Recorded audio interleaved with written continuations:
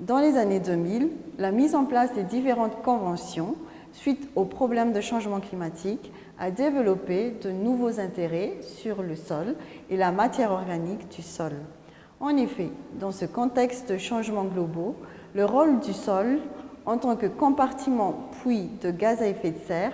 est devenu l'une des principales alternatives pour l'atténuation des émissions de gaz à effet de serre pour le secteur agriculture et essentiellement en milieu tropical.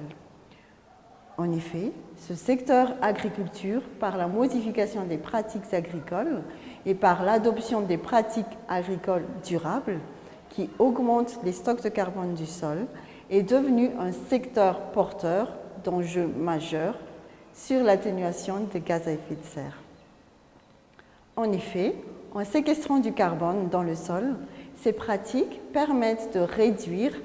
le dioxyde de carbone de l'atmosphère et atténuer ainsi le changement climatique. Différentes études scientifiques sur les potentiels de séquestration de carbone de différentes pratiques agricoles ont été ainsi beaucoup développées ces dernières années, en prenant en compte les différences en termes pédologiques, climatiques et en étudiant également les différents déterminants de cette séquestration, en prenant en compte également les échelles d'intervention.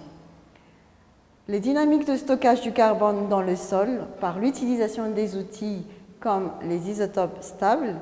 ont permis de mettre en exergue les dynamiques de stockage de carbone dans le sol pour des systèmes ou modes d'usage étudiés.